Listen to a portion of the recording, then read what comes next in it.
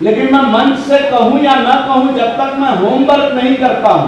मैं बहुत दिनों से सुन रहा था कि अस्थायी समिति मुख्य पार्षद का होता है, मेयर रखते हैं और हमारे काम को नहीं करते। हर निगम को कुछ बड़े आयाम जोड़ने चाहिए जिससे वो निगम क्षेत्र भी नजर आए और उसकी योजनाएं कहीं न कहीं सामूहिकता के साथ बनेंगी। जो निर्णय हुआ है वो सामूहिकता का निर्णय के आधार पर है और कहीं न कहीं निगम जब योजना बनाता है, नगर परिषद योजना बनाता है, नगर पंचायत जो योजना बनाता है, उसका लाभ निश्चित रूप से पूरे निगम क्षेत्र में आता है। पहला, आपका जो होल्डिंग टैक्स होता है, जो आप टैक्स लेते हैं नगर पालिका टैक्स, वो पहला महीने डिजिटल कराया।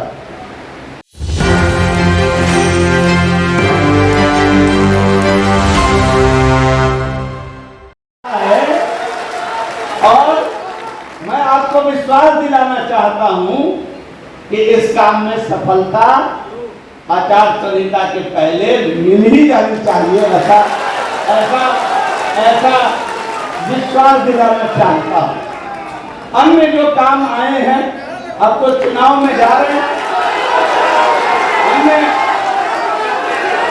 अन्य जो कार्य आए हैं, अभी आप सभी मित्रों को मालूम होगा कि तेजस्वी जी की सरकार बीच में बन गई 17 महीने के लिए और 17 महीने वो नगर विकास आवास के भी मंत्री थे और उन्होंने क्या किया, चुपचाप होल्डिंग टैक्स को 3 गुणक में बढ़ा के 3 गुना कर दिया।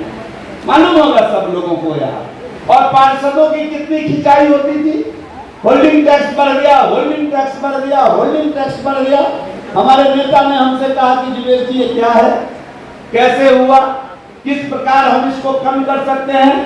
हम क्या, आप उप मुख्यमंत्री भी हैं और आप वित्त मंत्री भी हैं, वित्त का झमेला आपके पास है। अगर आप इसको कम करना चाहते हैं तो मैं 24 घंटे में इस फाइल को आपके पास पहुंचा दूंगा। और मुझे बताते हुए प्रसन्नता हो रही है कि माननीय उप मुख्यमंत्री जी ने होल्डिंग टैक्स करीब करीब बिहार के अंदर आधा कर दिया, जो तेजस्वी जी ने बढ़ाया हुआ था।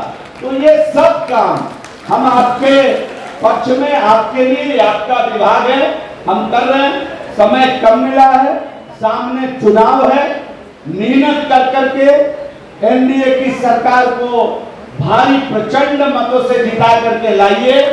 कुछ बातों में मैं आपसे एग्री हूं, लेकिन मैं मंच से कहूं या ना कहूं, जब तक मैं होमवर्क नहीं करता हूं। मैं बहुत दिनों से सुन रहा था कि अस्थायी समिति मुख्य पार्षद का होता है, मेयर रखते हैं और हमारे काम को नहीं करते। तो थोड़ा इस चीज को लोकतांत्रिक बनाने के लिए बहुत परिश्रम किया गया और हम लोगों के बीच माननीय मंत्री नितिन नवीन जी भी आ गए हैं। तो इस विभाग के पूर्व में भी मंत्री रहे हैं, तो एक बार जोरदार ताली के साथ इनका स्वागत करिए। तो मैं अंतिम बात कहना चाहता हूं कि ये जितनी बातें अभी आई, ये सब काम हम लोग तभी कर पाएंगे। अब ये जो 2 छोटे छोटे विषय आया, एक अस्थायी समिति चयन का लोकतांत्रिक प्रक्रिया हम लोगों ने बहाल कर दिया। दूसरी बात, अभी माननीय उप मुख्यमंत्री जी ने उस पर हमको आदेशित कर दिया है, अब उस काम को तुरंत आगे बढ़ाना है, उसको हम करने वाले हैं। और जो बात आपकी आई, मैं उससे इत्तेफाक रखता हूं। मैं कुछ विषयों पर सहमत हूं कि एक नगर के लिए अगर 100 करोड़ रुपया जाता है और उस नगर में अगर 100 वार्ड है तो 1-1 करोड़ का हिस्सा सभी वार्ड का होना चाहिए।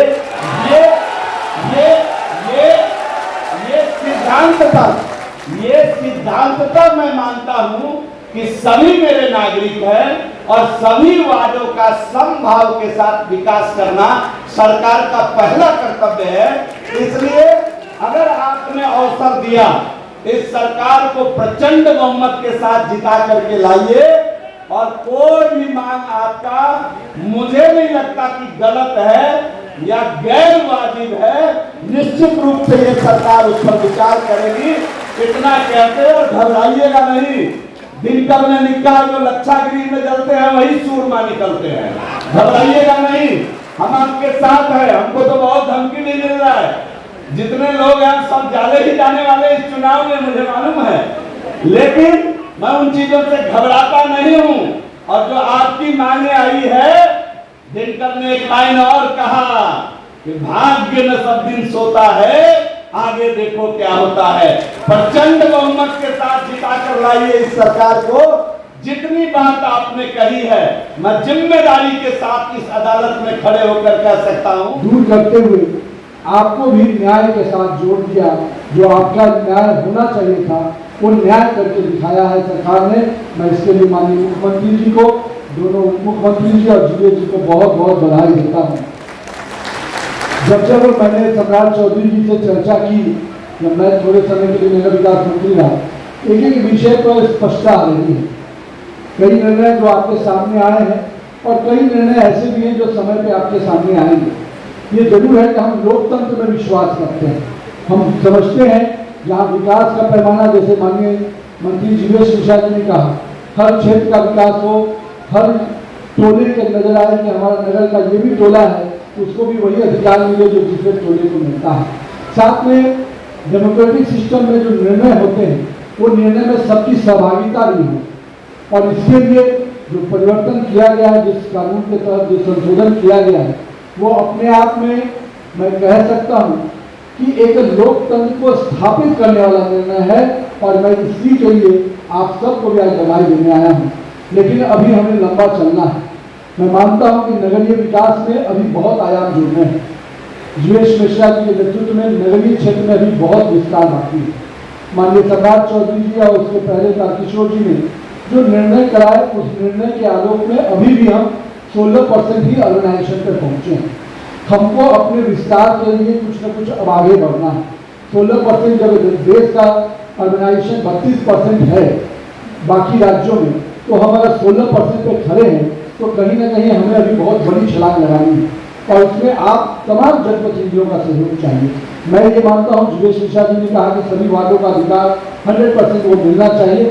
साथ ही साथ हर निगम की कुछ पायलट स्कीम होनी चाहिए, हर निगम को कुछ बड़े आयाम जोड़ने चाहिए, जिससे वो निगम क्षेत्र भी नजर आए और उसकी योजनाएं कहीं न कहीं सामूहिकता के साथ बनेंगी। जो निर्णय हुआ है वो सामूहिकता का निर्णय के आधार पर है, और कहीं न कहीं निगम जो योजना बनाता है, नगर परिषद योजना बनाता है, नगर पंचायत जो योजना बनाता है, उसका लाभ निश्चित रूप से पूरे निगम क्षेत्र में आता है।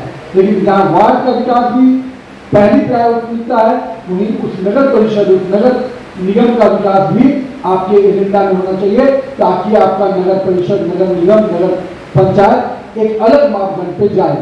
मैं जीवेश मिश्रा जी यहाँ पर हैं, मैं कहूँगा, मैंने थोड़ा एक कल्पना रखी थी कि नगर पंचायत भी आपस में कंपटीशन करे, नगर परिषद भी आपस में कंपटीशन करे कि मेरे नगर में मैं क्या इनोवेशन लाया, मैंने क्या स्पेशल चीज किया, जिसके आधार पर जैसे केंद्र की योजनाएं हैं कि सभी क्षेत्रों के सभी को टॉप 100 शहर निकाले जाते हैं, उसी प्रकार से कई शहरों को अलग अलग मापदंड पे आप पुरस्कृत करता है केंद्र सरकार। तो राज्य सरकार भी अलग अलग मापदंडों पे नगर पंचायत, नगर परिषद और नगर निगम को अगर सम्मान करती है, तो इनके यहाँ भी एक कॉम्पिटिटिव माइंडसेट स्वच्छता को लेकर, शहर के विकास को लेकर, अन्य मापदंडों पर अगर आप देंगे तो निश्चित रूप से उसका आधार बिहार के सर्वांगीण शहरी क्षेत्र के विकास में आएगा। साथ ही साथ जो सबसे बड़ी चिंता इनकी रहती है, जिसको आपने दूर किया, मैं तो कहूँगा कि जीवेश जी और सम्राट जी के लिए आपको एक और चीज के लिए ताली बजाना चाहिए। वो विषय पहले बताना हो तो ताली आप ऐसे बजा रहे हैं, असली विषय आपको मैं एक्चुअल समस्या क्या है नगर पंचायत, नगर परिषद, हमारा रेवेन्यू कैसे है, और रेवेन्यू के लिए जीवेश मिश्रा जी ने जो कदम उठाया, जो मैं कह सकता हूँ होर्डिंग का जो पूरा पॉलिसी बना है, उस होर्डिंग की पॉलिसी से एडवर्टीजमेंट पॉलिसी जिसको आप लोग कहते हैं, उस पॉलिसी का लाभ हर नगर पंचायत, नगर परिषद, नगर निगम को होने जा रहा है। यानी आपके पास अगर अपने ही नगर पंचायत में 3-4 करोड़ का रेवेन्यू आने लगे, नगर परिषद में 40 से 50 करोड़ का रेवेन्यू आने लगे, नगर निगम में अगर 70 से 75 करोड़ से 100 करोड़ का रेवेन्यू आने लगे, तो आज के डेट में आपका जो सरकार का ध्येय है कि हम नगर पंचायत, नगर परिषद, नगर निगम को आत्मनिर्भर बनाना चाहते हैं, ताकि वो अपने ही रेवेन्यू के बल पर अपनी योजनाएं तय करें। तब आपको किसी के सामने हाथ पसारने की जरूरत नहीं पड़ेगी, आप खुद अपने विकास का मॉडल बना पाएंगे। तो मुझे लगता है सरकार का ये फैसला एडवर्टीजमेंट पॉलिसी को स्वीकृत कराने के बाद निश्चित रूप से इसका बड़ा आयाम होगा। मेरी बात सुन ली जुगेश मिश्रा जी थे, उन्होंने कहा कि तुरंत बाद इसको हम लागू करने जा रहे हैं। जिस दिन ये लागू होगा मैं आपको विश्वास दिलाता हूँ एक एक नगर पंचायत, नगर परिषद और नगर निगम का अपना रेवेन्यू मॉडल बनेगा और सरकार का भी ध्येय है कि हम अपने नगर परिषद, नगर निगम को आत्मनिर्भर बनाएं, नगर निगम को, ताकि वो खुद की योजनाएं भी दे और अपने आप को अपनी दिशा तय करके विकास के पैमाने में बिहार का एक शहरी क्षेत्र और आगे बढ़े। और आप 80% रेवेन्यू इस बिहार से झारखंड चला गया, मात्र 13% रेवेन्यू में बिहार चल रहा। 2005 से नीतीश कुमार जी, सुशील मोदी जी के नेतृत्व में बिहार आया, आज पूरी तरह व्यवस्थित हो गया। जिस झारखंड को बांटने के लिए सीने पे पत्थर रखना पड़ा था, आज हमें गर्व है कि उस झारखंड में, जब मैंने इस बार बजट पेश कर रहा था साथियों, तो झारखंड का बजट 1,40,000 करोड़ का था और बिहार जो 13% रेवेन्यू वाला बिहार था, जो गरीब राज्य था, उस बिहार का बजट 3,17,000 करोड़ का था। और स्वाभाविक है, सब चीजों को डिजिटल किया जा रहा है। मैं ही पहला व्यक्ति हूं जिसने टैक्स पहला, आपका जो होल्डिंग टैक्स होता है, जो आप टैक्स लेते हैं नगर पालिका टैक्स, वो पहला मैंने डिजिटल कराया और उसमें रिबेट भी दिया। इस बार भी हम लोगों ने कहा रिबेट करो और इस बार भी रिबेट का पूरी प्रावधान करने का प्रयास किया जा रहा है। और इस व्यवस्था, क्योंकि शहर में भी कुछ इलाके गरीब है और इसलिए मैं कहता हूं कि गरीब है कि पटना में पहले हम घर बनाते हैं, फिर हम विधायक, विधान परिषद या वार्ड पार्षद को पकड़कर बिहार में फिर सड़क बनवाते हैं। कुछ दिन के बाद नाला खोदते हैं, बिजली कनेक्शन लेते हैं। सीवरेज की कल्पना नहीं थी। मैं धन्यवाद देता हूं नरेंद्र मोदी जी की सरकार को। पूरे गंगा पे लगभग 7,000 करोड़ रुपया उन्होंने दिया, जो अंग्रेज बनाए थे। हम तो पटना में सीवरेज खुलवाते रहे, कभी मिला नहीं। सीवरेज और ड्रेन दोनों एक तरह का मिला हुआ, एक ही में मलमूत्र भी हम त्यागते थे और वर्षा का पानी भी हम निकालते थे। लेकिन मोदी जी ने पूरी व्यवस्था खड़ा किया और आज मैं गर्व से कह सकता हूं कि पटना जैसे शहर में आज लगभग 70% से अधिक घर ऐसे हैं जिसका जो मलमूत्र निकालता है उसको अब सीवरेज में ले जाते हैं। अभी और 30% काम करने की जरूरत है। और कई शहर भी हमारे, भागलपुर, मुंगेर, सुल्तानगंज, चाहे ये बेगूसराय का इलाका हो, हाजीपुर हो, ये तमाम जगह की चीजें हैं, इसको स्थापित किया जा रहा है। लेकिन साथियों, मैं फिर से बधाई दूंगा और शुभकामना भी दूंगा। लोकतंत्र का अधिकार मिलेगा, लेकिन लोकतंत्र में सबको जोड़ के चलाना है साथियों। सत्ता चलाने के लिए बहुत कुर्बानी देनी पड़ती है और बहुत गाली भी सुननी पड़ती है। इसलिए साथियों, मैं जरूर आग्रह करूंगा कि अधिकार आपको सरकार ने दिया है, लोकतंत्र स्थापित करेंगे और अपने नगर पालिका के विकास की चिंता करेंगे।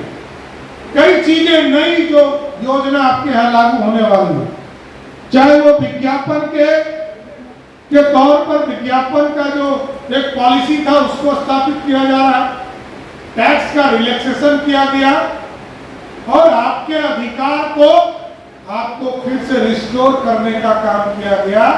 और जो आपने एक डिमांड किया कि सभी पार्षदों के तनख्वाह को बढ़ाया जाए, उसको भी मैं मुख्यमंत्री जी से बात कर उसको तुरंत लागू करवाने का प्रयास करूंगा। इसलिए साथियों, आप सभी लोगों से आग्रह करूंगा, निवेदन करूंगा, बिहार के विकास में, बिहार का चेहरा बनाने में आपका बड़ा योगदान होगा। 9 प्रमंडलों में हम लोगों ने घोषणा किया है नए शहर बनाना, लेकिन सिर्फ 9 प्रमंडल नहीं बनेंगे। आगे यदि आपने मौका दिया एनडीए को, तो मैं आपको स्पष्ट करता हूं, सभी जिले हेडक्वार्टर पर हम एक नया शहर बनाएंगे और ये सुंदर और विकसित शहर बनाने का काम करेंगे। इसलिए साथियों, मैं फिर से आप तमाम लोगों को बधाई देता हूं, शुभकामना देता हूं। लगातार गरीबों की चिंता करते रहिए, गरीबों को लोकतंत्र के माध्यम से अधिकार दिलाते रहिए और अपने अपने क्षेत्र का विकास करते रहिए और लगातार अपने मंत्री जी के माध्यम से जो समस्या है उसको जरूर बताने का काम कीजिए। मैं सबको शुभकामना देते हुए अपनी बातों को विराम देता हूँ। बहुत बहुत धन्यवाद।